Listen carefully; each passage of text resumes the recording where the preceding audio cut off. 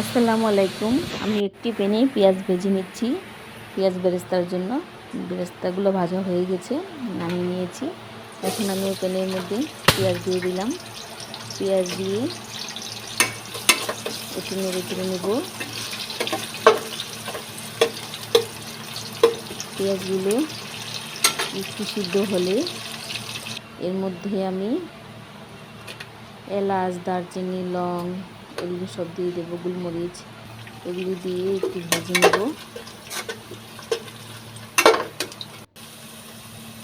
এখন আমি রসুন বাটা দিয়ে দিলাম,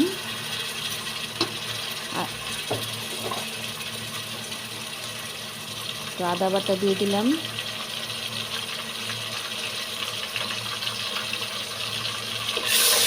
এখন আমি এগুলো একটু ভেজে নেব।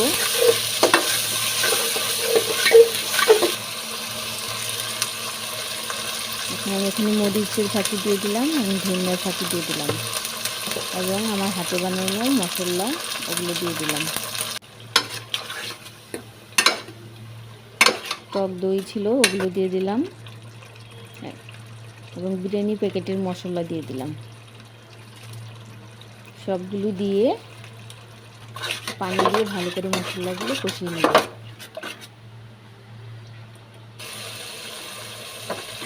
মশলাগুলো কষানো হয়ে গেছে। এখন আমি এখানে মাংসগুলো দিয়ে দিব। মাংসগুলো দিয়ে একটু নেড়ে চেড়ে দিব, উল্টে পাল্টে ভালো করে মিশিয়ে তারপর কিছুক্ষণের জন্য এটাকে আমি ঢেকে রাখবো।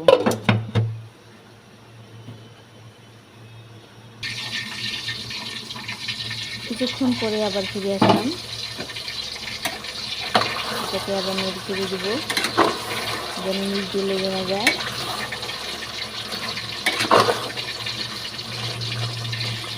ভালো করে নাড়তে হবে। ভালো করে নাড়া হয়ে গেছে, এখন আমি আবার ঢেকে দিলাম। কিছুক্ষণ পরে চলে আসলাম, আবার একটু উল্টে পাল্টে দেবো ভালো করে যেন নিচ দিয়ে লেগে না যায়।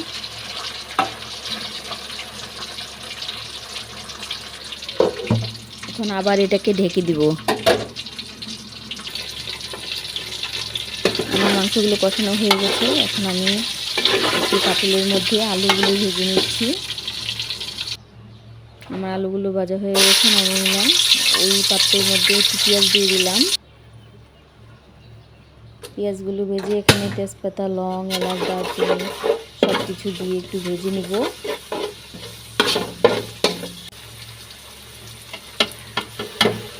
এখানে আমি এখন একটু রসুন বাটা,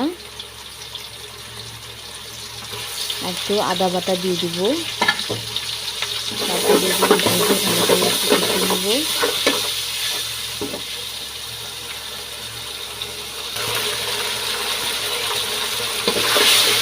কষানো হয়ে গেছে। এখন আমি এখানে চালগুলো দিয়ে দেবো।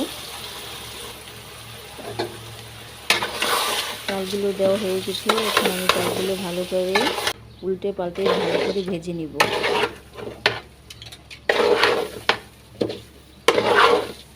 অনেকক্ষণ চালগুলোকে ভেজে নেব আমি।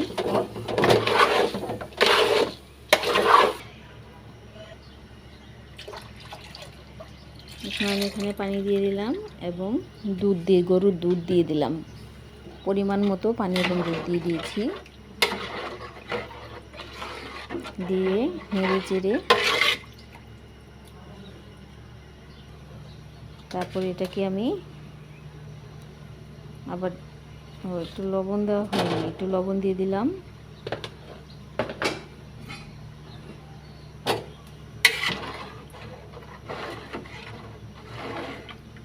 লবণ দিয়ে একটু নেড়ে দিলাম। এখন একটু ঢেকে দিব। কিছুক্ষণ পরে এসে এখানে আমি গরুর মাংসগুলো দিয়ে দিলাম। কষানো মাংসগুলো দিয়ে একটু নেড়ে চেড়ে উল্টে পাল্টে দিব, ভালো করে মিশিয়ে দেব।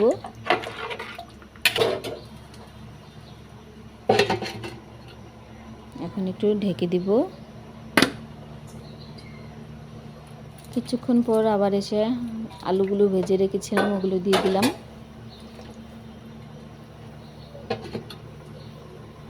ভাজা আলুগুলো দিয়ে এখন একটু ঢেকে দিব। কিছুক্ষণ পরে এসে বলক উঠে গেছে আবার ভালো করে। এখন উল্টে পাল্টে দিব, পানি শুকিয়ে যাচ্ছে। আমি এখানে একটু টেস্টি সল্ট দিয়ে দিলাম এবং মশলার ফাঁকিগুলো মানে বিরিয়ানি মশলার প্যাকেটের মশলাগুলো দিয়ে দিলাম। দিয়ে এগুলো একটু ভালো করে মিশিয়ে নিব।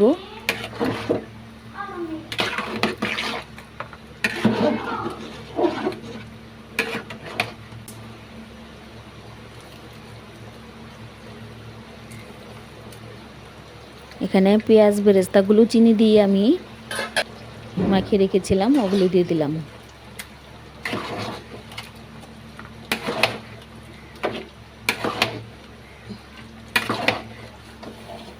উল্টে পাল্টে ভালো করে মিশিয়ে দিব।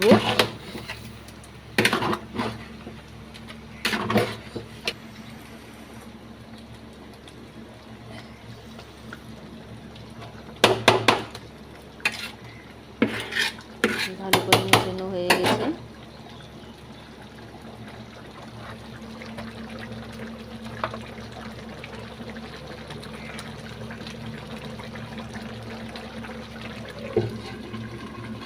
এখন আমি এটাকে একটু ঢেকে দেব, দমে রাখবো। আধা ঘন্টা পরে চলে আসবো। আধা ঘন্টা পরে এসে আমি কেওড়া জল দিয়ে দিলাম। তারপর আবার একটু ঢেকে দিব। কিছুক্ষণ পর আবার এসে এটাকে আমি আবার একটু উল্টে পাল্টে দিব। তাহলে নিচেরগুলো শক্ত থাকলে নরম হয়ে যাবে, উপরে তুলে দেবো এবং উপরেরগুলো নিচে দিয়ে দেব। এভাবে উল্টে পাল্টে দিব।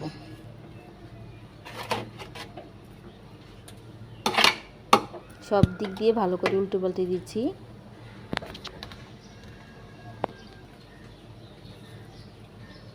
এখন আমি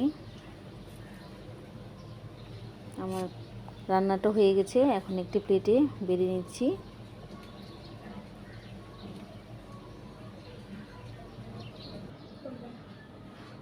দেখুন আমার বিরিয়ানিটা